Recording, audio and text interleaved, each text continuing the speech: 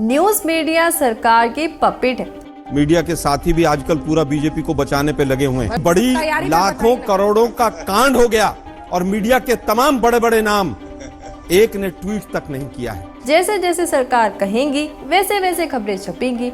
ऐसा तो हमने बहुत सुना है, लेकिन कभी गहराई से सोचा है कि ये जो टीवी रिपोर्टर्स है इतनी मसालेदार खबरें क्यों लाते हैं। बड़े नारे लगा लिए कि दूध मांगोगे खीर देंगे, कश्मीर मांगोगे तो चीर देंगे।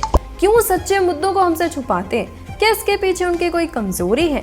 यही आज इस वीडियो में मैं आपको बताऊंगी कि कैसे बीजेपी, कांग्रेस, आप या कोई भी रीजनल पार्टी है वो कितना दम रखती है मीडिया को पपेट की तरह इस्तेमाल करने का। तो वीडियो को शुरू करते हैं। बीजेपी है, कांग्रेस है, आप है या कोई भी पार्टी है, हर एक पार्टी ना किसी तरीके से न्यूज चैनल्स को कंट्रोल कर ही रही है। पहले बीजेपी से शुरू करते हैं, जिन पर ना एबीपी ग्रुप ने मोदी काल के समय अनएम्प्लॉयमेंट से लेकर नेशनल सिक्योरिटी तक काफी सवाल पूछे।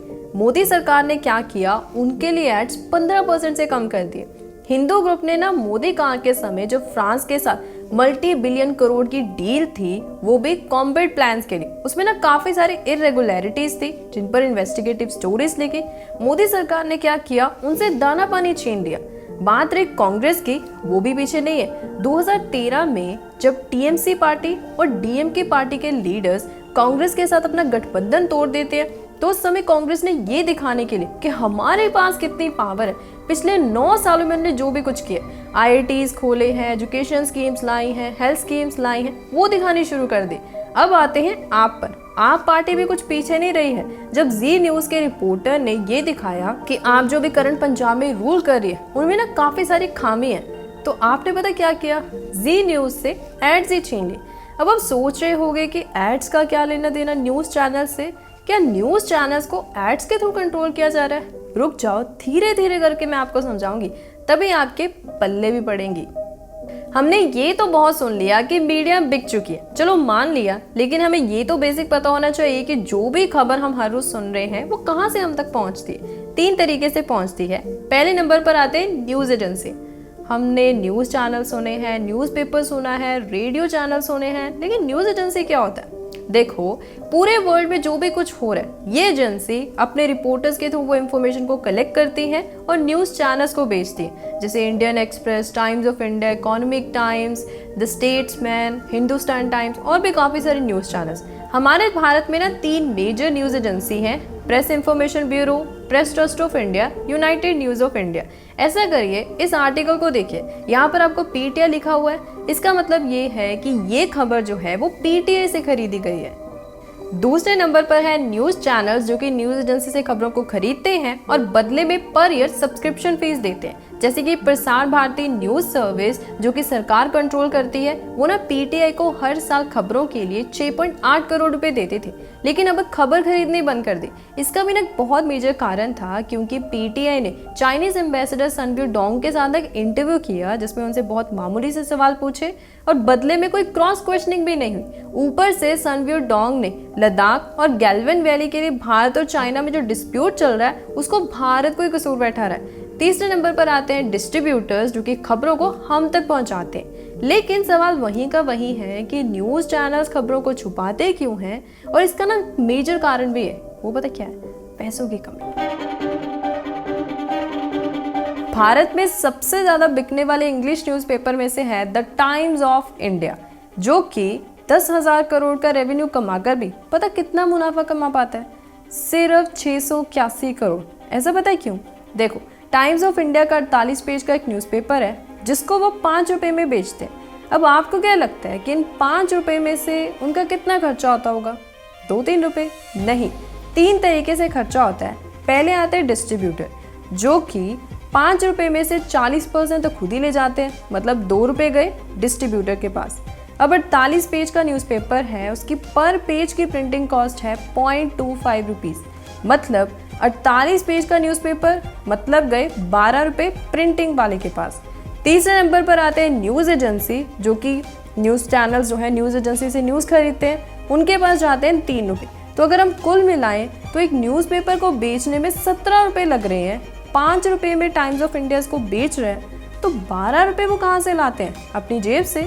या फिर धीरे धीरे करके अपने अखबार का दाम बढ़ाते हैं? देखो, आज मार्केट में सिर्फ एक ही अखबार नहीं है, एक आता है फिर दूसरा फिर तीसरा। इसलिए अगर दाम बढ़ाओगे तो कॉम्पिटिटर्स ने जीने नहीं देना, दूसरा लोगों ने खरीदना नहीं। इसलिए ना फिर न्यूज़ चैनल्स के पास एक ही सोल्यूशन बचता है, एडवर्टीजमेंट। इसलिए आपने अखबार के फ्रंट पर, बैक पर, पॉइंटर और बुकमार्क एड्स देखी होंगी, जिसके लिए कंपनीज न्यूज़ चैनल्स को पैसा पे करती हैं। लेकिन ये भी डिपेंड करता है कि वो न्यूज़पेपर कितना बिकता है, कितने लोग पढ़ते हैं, और सबसे इम्पॉर्टेंट कि वो न्यूज़पेपर पर लाइन के लिए कितना पैसा चार्ज करता है। अब आप सोचोगे कि डिजिटल का ज़माना है और हम बात न्यूज़पेपर की कर रहे हैं। अरे टीवी न्यूज़ चैनल्स का तो इससे भी बुरा हाल है। वो या तो फ्री में न्यूज़ दिखाते हैं या फिर एक मिनिमल से फीस चार्ज करते हैं। जैसे कि डीडी न्यूज़, जो कि टॉप 5 इंग्लिश न्यूज़ चैनल्स में से है, सरकार ओन करती है। उसके फाइनेंशियल्स को देख लो कि सब्सक्रिप्शन से उनकी ज़िंदगी की गाड़ी किस तरीके से चल रही। इसलिए ना 2018 की ये रिपोर्ट बताती है कि प्रिंट न्यूज़ इंडस्ट्री अगर न्यूज़पेपर पर ऐड चलवाकर 2.8 बिलियन पाउंड कमा पा रही है, तो सिंपल अखबार को बेचकर पता कितना कमा पाएगी? 1.37 बिलियन पाउंड। इलेक्शंस के समय न्यूज़ चैनल्स की कमाई 2 गुना बढ़ जाती है। जैसे कि ना 2019 के इलेक्शन में बीजेपी और कांग्रेस ने ना अपना सबसे ज्यादा खर्चा एड्स पर किया था, वो भी न्यूज़ चैनल्स पर, 38 मिलियन पाउंड और 40 मिलियन पाउंड। इसलिए ना न्यूज़ चैनल्स के लिए एड्स सब कुछ है। अगर उनको एड्स नहीं मिलेंगे तो धीरे धीरे करके कंपनीज घोटाले में जानी शुरू हो जाएंगी। चाहे ना आप एक्सचेंज फॉर मीडिया की इस लाइन को ध्यान से सुन लो, जिसमें उन्होंने साफ साफ लिखा है कि सरकार हर साल अपने एड बजट का 60% हिस्सा न्यूज़ चैनल्स पर खर्च करते हैं। आई होप इससे काफ़ी धुंधली बातें ना क्लियर होनी शुरू हो गई होंगी। इनफैक्ट मुझे ना एक बहुत अच्छी रिपोर्ट भी मिली है जिसने बताया कि न्यूज़ चैनल्स बातों को दबाते क्यों हैं। पहला कारण, मीडिया ओनरशिप। कौन सा बिजनेसमैन, कौन सा पार्टी का लीडर, कौन सा मिनिस्टर किस न्यूज़ चैनल को कंट्रोल कर रहा है, चलो जानते हैं। पहला, सन टीवी, जिसके फाउंडर है कलानिधि मारन, जो कि ना डीएम की पार्टी से एसोसिएटेड है। दैनिक जागरण, हिंदी में सबसे ज्यादा पढ़े जाने वाला न्यूज़पेपर है, उसको ओन करते हैं महेंद्र मोहन गुप्ता, जो कि ना समाजवादी पार्टी से एसोसिएटेड भी है और राज्यसभा के मेंबर भी हैं। पीटीसी न्यूज़, जो कि पंजाब में सबसे ज़्यादा देखे जाने वाला न्यूज़ चैनल है, उसको ओन करते हैं सुखबीर सिंह बादल, जो कि ना श्रोमणी अकाली दल के लीडर हैं। जी न्यूज़ और वाइन, उसको ओन करते हैं सुभाष चंद्र गुप्ता, जो कि ना राज्यसभा में एक इंडिपेंडेंट कैंडिडेट है but backed by BJP. NDTV को तो हम भूल ही नहीं सकते, जिसको अभी कुछ ही समय पहले गौतम अदानी ने खरीदा है। अब गौतम अदानी मतलब बीजेपी। ऐसे और भी बहुत सारे नाम हैं जिनका लिंक ना मैं आपको डिस्क्रिप्शन में दे दूंगी, ताकि आप खुद रीड करके वेरीफाई करो। दूसरा, dependency of media on government advertising. 2017 और 2018 में इलेक्शन से 1-2 साल पहले ना DAPP, department of audio visual publicity ने बताया कि सरकार सबसे ज्यादा एड्स, कौन सी स्कीम्स नहीं है, कौन सी पॉलिसीज लाई जा रही हैं, क्या क्या फ्रॉड चल रहा है, उसके ऊपर तो लाई रही है। लेकिन पता कौन सी भाषा का इस्तेमाल किया जा रहा है? हिंदी भाषा का। और वो एड्स 22,000 टाइम्स चलाई जा रही है। इतना तो नेटफ्लिक्स कपिल शर्मा को अपने शो पर लाकर टीवी पर एड चलवा कर भी नहीं कर पा रहा। क्या चीज़? व्यूअरशिप। तीसरा, नीड टू रेगुलेट। जितने भी छोटे हिंदी और इंग्लिश न्यूज़पेपर हैं जिनका गुजारा ही सरकार के द्वारा दी गई ऐड से चलता है, उनको ना वैसा वैसे करना पड़ता है, वैसा वैसे छापना पड़ता है जैसे जैसे पॉलिटिकल लीडर्स कहते हैं। इसके मैं आपको एक एग्जांपल देती हूँ। जैसे ना 25 अप्रैल 2015 में जब नेपाल में बहुत बड़ा अर्थक्वेक आया था, 7,000 लोग मारे गए थे, 14,000 लोग इंजर्ड हो गए थे। उस समय ना हमारी मीडिया ने इस विषय को बहुत ही मामूली तरीके से टच किया और कवर किया, जिसकी वजह से नेपाल के लोगों ने ना ट्विटर पर हमारी मीडिया का काफी ज्यादा क्रिटिसिज्म किया।